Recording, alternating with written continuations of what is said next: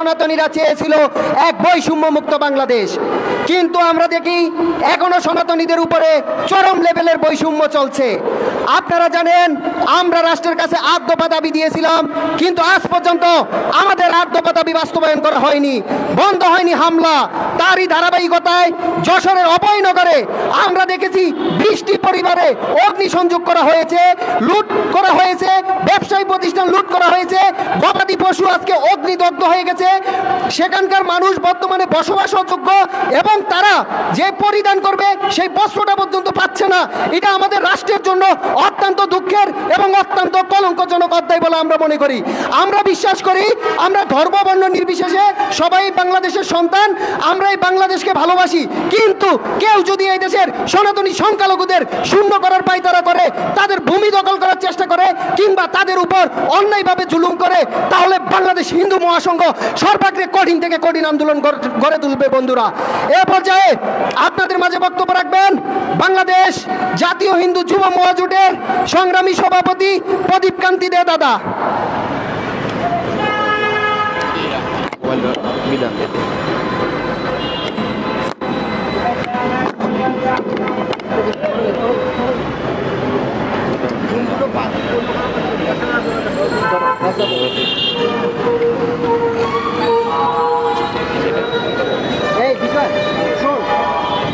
আজকের এই তাৎক্ষণিক প্রতিবাদ সভা আপনারা জানেন যে যশোরের অভয়নগরে যে সাম্প্রদায়িক হামলা হয়েছে, সেই সাম্প্রদায়িক হামলার প্রতিবাদ এবং দ্রুত বিচারের দাবিতে বাংলাদেশ হিন্দু মহাসংঘের আজকের এই প্রতিবাদ সভায় যারা উপস্থিত হয়েছেন সবাইকে ধন্যবাদ জানাচ্ছি। আপনারা জানেন যে সাম্প্রদায়িক হামলা বা হিন্দু নির্যাতন বাংলাদেশে আজকে প্রথম ঘটনা নয়। 1971 সালে দেশ স্বাধীন হওয়ার পর থেকেই বাংলাদেশে সাম্প্রদায়িক হামলা আবার নতুন করে শুরু হয়েছিল, যা 2025-এও আজকে এখন অবধি কিন্তু সাম্প্রদায়িক হামলা থেমে নেই। বিগত সরকার আমলেরগুলোতেও সাম্প্রদায়িক হামলা হয়েছে, 2001 সালের পর থেকেও সাম্প্রদায়িক হামলা হয়েছিল। আমরা কিন্তু বারবার বলেছি এই সাম্প্রদায়িক হামলার একটাই কারণ বিচারহীনতা। আপনি যখন কোনো ঘটনার বিচার করবেন না, সেই দুষ্কৃতিকারীরা কিন্তু সেই ঘটনা বারবার ঘটানোর জন্য তারা উৎসাহিত বোধ করে। আজকে বাংলাদেশে এখন পর্যন্ত কোনো নজির নেই কোনো সাম্প্রদায়িক হামলার বিচার হয়েছে। আপনি রামুর ঘটনা বলেন, আপনি নাসিরনগরের ঘটনা বলেন, আপনি কুমিল্লার ঘটনা বলেন, আপনি যশোরের মালোপাড়ার ঘটনা বলেন, আপনি চট্টগ্রামের ঘটনা বলেন, বাংলাদেশে যেখানে 3 কোটি হিন্দু সম্প্রদায়ের বসবাস, যখন তাদের উপর নির্যাতন হয়, একটা ঘটনার নির্যাতনের মামলা হবে না, একটা ঘটনার বিচার হবে না, তখন তো সেই দুষ্কৃতিকারীরা কিছু হলে সংখ্যালঘুর উপর নির্যাতন করবে, এটাই তো স্বাভাবিক। আজকে কিছু হলে সংখ্যালঘুর উপর নির্যাতন করা হয়। আজকে আমরা সেই অভয়নগরের যে কৃষক দলের সভাপতি তরিকুলের হত্যা করা হয়েছে, আমরা সেই হত্যার তীব্র নিন্দা প্রতিবাদ জানাই এবং আমরা এই মানববন্ধন থেকে সেই যারা হত্যা করেছে তাদের দ্রুত ফাঁসির দাবি জানাচ্ছি। কিন্তু আপনারা খোঁজ নিয়ে দেখেন সেই হত্যার দায়কে, সেই হত্যার পরপরই যাদের বাড়িতে হামলা করা হয়েছিল তারা কি সেই হত্যার সাথে জড়িত কিনা? পুলিশকে বলেছে তারা হত্যার সাথে জড়িত। আমরা আমাদের সংগঠনের পক্ষ থেকে খোঁজ নিয়েছি, যাদের বাড়িতে হামলা করা হয়েছে কেউ এই হত্যার সাথে জড়িত নয়। যে গবাদি পশুগুলোকে রাতের আধারে চুরি করে নিয়ে যাওয়া হয়েছে, সেই গবাদি পশুগুলো কি হত্যার সাথে জড়িত ছিল? সেই প্রশ্ন কিন্তু বারবার চলে আসে। আজকে বলতে হয়, আজকে চট্টগ্রামের অ্যাডভোকেট পাড়ায় অ্যাডভোকেট আলিফ ভাইকে হত্যা করা হয়েছিল।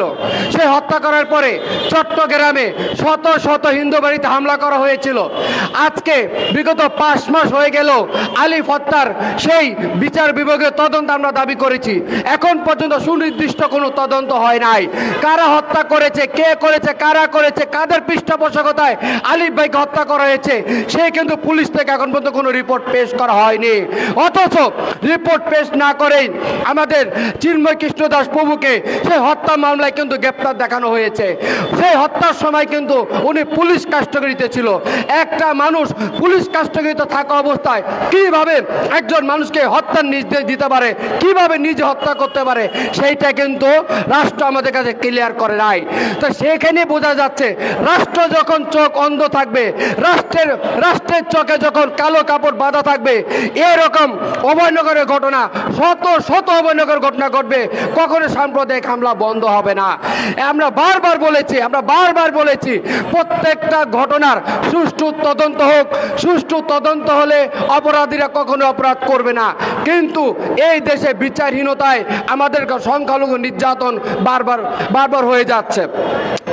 আমরা 5 তারিখের পরে এই দেশে সংখ্যালঘু নিরাপত্তার জন্য আমরা 8 দফা দাবি দিয়েছিলাম।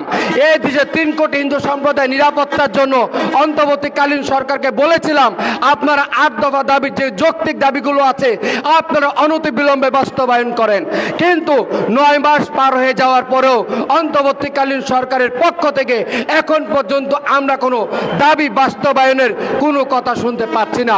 দেশ সংস্কার হবে, কিন্তু 3 কোটি হিন্দু সম্প্রদায়কে বাইরে রেখে এই দেশে কোনো সংস্কার আদৌ বাস্তবায়ন হবে কিনা আমরা বিশ্বাস করি না। আমরা রাজনৈতিক দলগুলোর উদ্দেশ্যে বলতে চাই, আগামী ডিসেম্বর থেকে জুনের মধ্যে নির্বাচন হবে। নির্বাচন আসলেই আপনারা কিন্তু হিন্দু সম্প্রদায়ের ঘরে ঘরে যেতে হবে। এত বড় একটা ঘটনা ঘটে গেল, অভয়নগরের মতো ঘটনায় আমরা এখন পর্যন্ত কোনো রাজনৈতিক দলের পক্ষ থেকে কোনো সুস্পষ্ট বক্তব্য আসা আমরা পাইনি। আমরা তীব্র নিন্দা জানাই। বাংলাদেশে একটি বড় রাজনৈতিক দল বিএনপির পক্ষ থেকেও আমরা এখন পর্যন্ত কোনো সুস্পষ্ট ব্যাখ্যা কিন্তু আমরা পাইনি। আমরা বলতে চাই, এই দেশে যারাই নির্বাচন করবে, যারাই রাষ্ট্র ক্ষমতায় আসবে, এই দেশে সংখ্যালঘুর ভোট ছাড়া কেউ রাষ্ট্র ক্ষমতায় আসতে পারবে না। 12% হিন্দু ভোটার, এই 12% হিন্দু ভোটারকে বাইরে রেখে বাংলাদেশের রাষ্ট্র ক্ষমতার মসনদে কেউ বসতে পারবে না। আজকে যে দিনগুলো যাচ্ছে তার প্রত্যেকটা হিসাব কিন্তু আমরা নির্বাচনের আগে নিব। আমরা কোনো দলকে আর সমর্থন দেব না। আমরা আমাদের হিন্দুদের পক্ষে যারা থাকবে না, হিন্দুদের নির্যাতনের পক্ষে যারা বিপক্ষে যারা কথা বলবে না, হিন্দুদের নির্যাতনের বিরুদ্ধে যারা কথা বলবে না, আমরা সেই সব রাজনৈতিক দলের পক্ষে কিন্তু আমরা থাকবো না। সেই হুঁশিয়ারি আজকে কিন্তু আমরা মানববন্ধন থেকে দিয়ে যাচ্ছি। আমরা রাজনৈতিক দলকে অনুরোধ করব, তাদের প্রকৃত আচরণ আমাদেরকে যাতে তারা প্রচার করে। আমরা অন্যায়ের বিরুদ্ধে কথা বলবো। আমরা রাজনৈতিক দলকে বলবো, আপনারা এই দেশের সংখ্যালঘুদের দাবি দেওয়ার পক্ষে কথা বলেন, তাহলে আমরা আপনাদের নির্বাচনের আগে আমরা আপনাদের কথা ভাববো। আদারওয়াইজ আমরা আমাদের বিকল্প চিন্তা করতে বাধ্য হব। কারণ এই দেশে যতগুলো সুষ্ঠু নির্বাচন হয়েছে, আপনি দেখবেন সরকারি দল এবং বিরোধী দল, এই দুটি রাজনৈতিক দলের মধ্যে মাত্র ভোটের ব্যবধান থাকে 3 থেকে 4%। এর বেশি কখনোই ডিফারেন্স থাকে না যদি সুষ্ঠু নির্বাচন হয়। তো আগামী যে নির্বাচন হবে অন্তর্বর্তীকালীন সরকারের অধীনে, আমরা বিশ্বাস করি সেই নির্বাচন হবে সুষ্ঠু, অবাধ ও নিরপেক্ষ। সেই জায়গায় 12% হিন্দু ভোটারকে বাদ দিয়ে কেউ রাষ্ট্র ক্ষমতায় আসতে পারবে না। অতএব সেই সব রাজনৈতিক দলকে বলবো, হিন্দুদের যে 8 দফা দাবি রয়েছে, সে 8 দফার পক্ষে যারা কথা বলবে আমরা তাদের পক্ষে থাকব।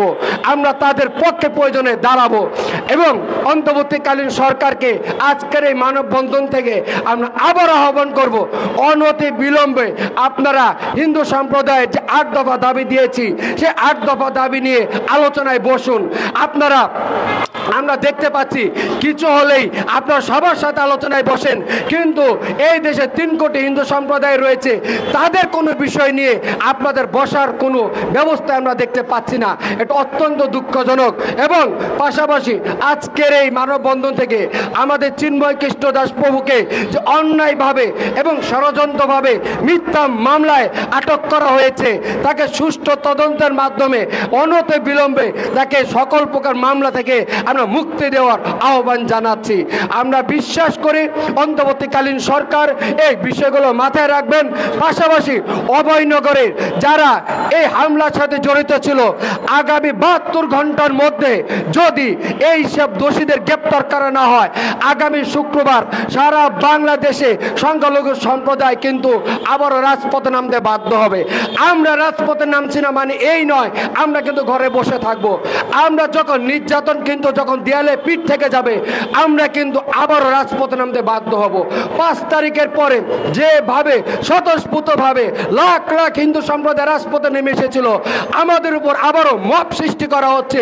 সেই মব যদি বন্ধ করা না হয়, আমাদের কিন্তু হিন্দু সম্প্রদায় আবার রাজপথে নেমে আসবে।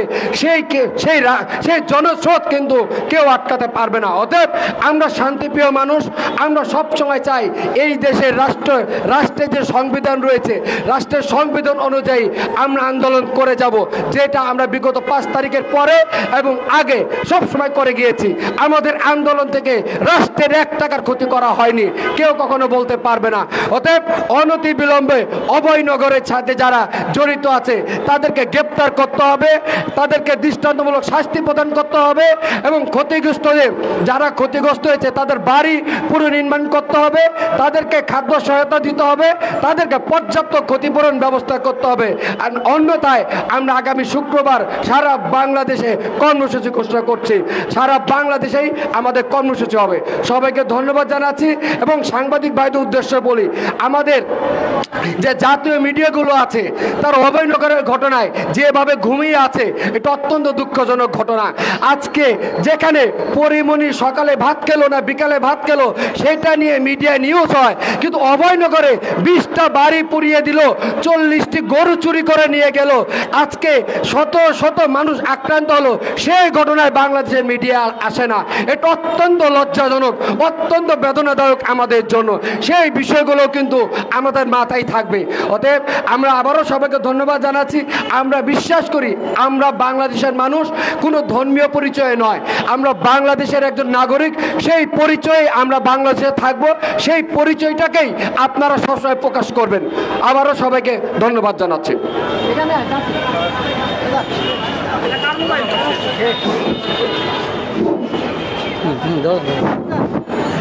সংগ্রামী বন্ধুগণ, আজকে বাংলাদেশ হিন্দু মহাসংঘের পক্ষ থেকে যে সকল বীর সনাতনী সাহসী সংগ্রামী ভাইয়েরা এই রোদ বৃষ্টিকে অপেক্ষা করে এখানে মানববন্ধনে যুক্ত হয়েছেন, সবাইকে অসংখ্য ধন্যবাদ জানাচ্ছি।